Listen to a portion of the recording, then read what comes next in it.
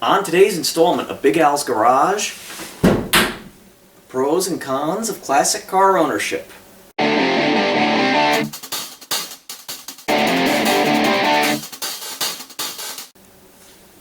How y'all doing? And welcome to another installment of Big Al's Garage. Today I'm going to tell you a little bit about the pros and cons of classic car ownership. I've owned my 1965 Chevy Corvair now for the better part of 3 years. It'll be 3 years in June. I've learned that, owning a classic car isn't all beer and Skittles. There are a lot of pitfalls that go along with it. So let's dive right in, shall we? I'm going to go over the pros list first because I like my good news first. I don't know about you. So, pros. First one is prestige. And how cool is it to own a classic car? They're unique. They don't all look the same like modern cars. And everywhere I go in this car, I get, hey, nice car, or I had one just like it, or something bad. They'll say something bad about Ralph Nader. I have to admit, you gotta get a real kick out of that. I've actually stopped at the recycling center, had about 4 people checking the car out, and I had the hood open. Well, eventually I was there long enough I was asked to leave because the line outside the recycling center was backing up and they wanted me to move on. That is definitely a fun thing. I mean, I'll be driving down the road, I'll get thumbs up from people, and you're just not going to get that in a modern car unless it's like, a Lamborghini or something like that that has a similar prestige level. Another pro about classic car ownership is that they hold or gain their value. They don't depreciate like modern cars. So what they don't tell you about car depreciation is it doesn't just go off a cliff. It's actually a bell curve. First it's a new car, then it's a used car, and it's an old beater car. And they become rare and scarce, nostalgia kicks in, and then they become classic cars. As they do become collectible, they gain value, which is not a bad thing. You will probably not lose a lot of money owning a classic car. The next pro on my list is that they are a lot of fun to drive compared to modern cars. Unlike a modern car where everything is drive-by-wire and you're very insulated from the controls, this car, when you step on the gas pedal, you're actually moving linkage to open the carburetors to make the car go faster. In my Camry, I'm just activating a sensor, which is sending a signal to a servo to open the throttle body. It's just not the same. A modern car isn't nearly as engaging or fun. Plus, this car is a 4-on-the-floor stick shift. That definitely makes it more engaging. You've got road feel and feedback through the steering. All that makes for a much more fun, engaging, visceral driving experience. I know that's not a lot of selling points to the average person who just sees a car as an appliance, but to a car guy, that's a huge factor. Another pro, they are far easier to work on. There's no sensors, there's no other stuff in the way. The engine bay is a lot neater. There's a lot more room to work. Things are more accessible. That's what makes these cars easier to work on. Not necessarily the level of technology. You can use basic tools to get in there. If you know what you're doing, they're fairly easy to work on. You can keep them running. Another great pro, they are generally exempt from emissions inspections in a lot of places. I know some states, Colorado to name one, old cars are subject to emissions inspections. I personally think that's ridiculous. But in a lot of other locations, once you're 25 years old, you're good. Another pro is that they are very inexpensive to insure. This car, I have a special collector's insurance policy on. It sets me back $127 a year. That's it. However, those collector policies do come with strings attached, limited usage and such, and I'll get to that in a moment. But even when I was looking at insuring this, just putting this on my regular insurance policy, my insurance company is the one with the little lizard for a mascot, it still would have been about half of what it cost me to insure my modern daily driver. And the reason for that is a lot of, insurance companies, they know what the deal is with these cars. They know they're not used every day. You take them out maybe on a sunny day or a Sunday, just bumming around country roads. They're not generally used for everyday transportation. Another cool pro with these cars is they are generally eligible for antique plate registration, which does give you a lot of benefits in certain states. Maybe it makes you exempt from property taxes, gets you out of emissions, or even safety inspections in some states. But there are strings attached to that, and I'll get to that in a moment.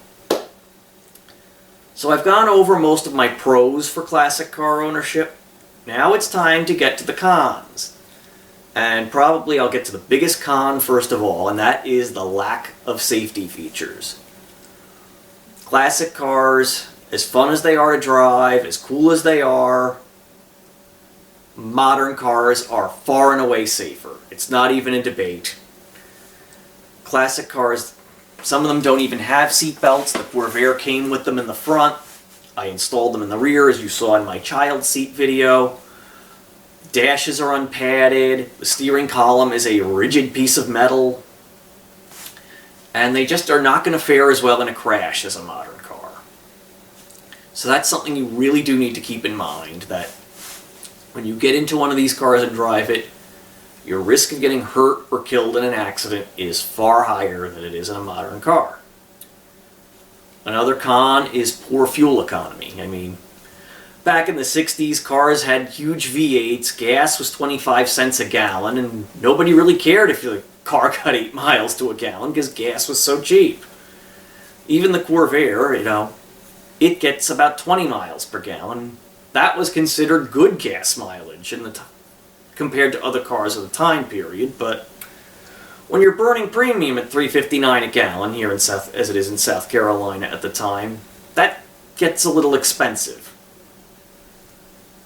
Another massive con with these cars is I gotta look at what I have written here. I've got this in front of me. The lack of creature comforts.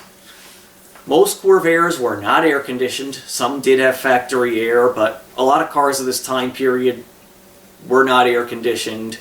A lot of them don't even have cup holders. They don't even have FM radios. So you have to decide if you can live without that stuff if you're going to drive one of these cars. Unless, of course, you're going to go for a full resto mod.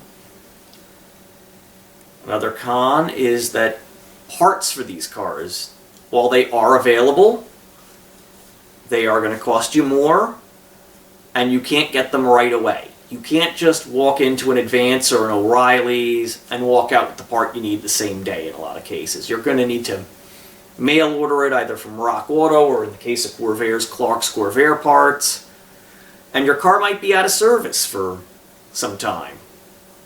So using one of these as a daily driver might not be the best idea if you have a job you need to get to. You can't be waiting on parts. And another con is, even though these cars don't depreciate, you're still probably not going to get back what you put into them.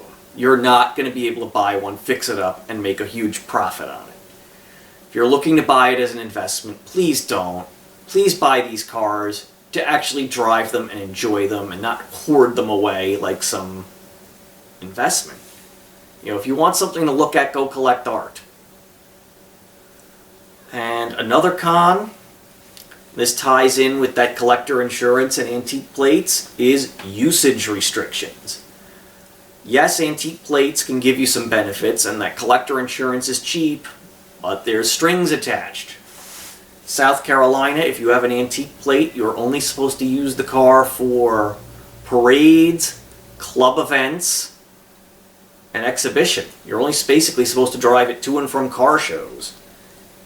Some states include the language occasional pleasure driving, and they never mention how occasional. My collector insurance policy has the occasional pleasure driving line in it. So that kind of gives you a bit of a catch-all, but every state with antique plates has their own restrictions, and you have to be mindful of that, because if you're just out for a pleasure cruise, a police officer can pull you over and say, there's no car show going on today, where are you going? And give you a big, nasty, improper use ticket. You could also get into a wreck and your insurance might not cover it. You have to be mindful of that. But all in all, I will say owning a classic car is worth it. Oh, one more con that just popped into my mind is that it can't. This is never just a regular car. It always needs work done. It always needs to be tinkered with. It's just not as reliable, turnkey and go, like a modern car. It always needs to be tinkered with, tweaked, worked on, adjusted. But that said, comparing the pros and cons, it's worth it. It's a lot of fun. It's a fun hobby. I would definitely suggest it if you're into cars. You know, classic cars are a great way to enjoy the hobby. And I hope you enjoyed this video. We are going to be getting back to work on the Corvair soon. Very shortly I will be ordering a new set of shock absorbers for it. It should make it ride better. After doing that carburetor stud, the engine does seem to idle and run a heck of a lot better. If the weather has been warm here, I've been able to get her out and drive her some. So that's been a lot of fun, but unfortunately her valve covers are leaking again.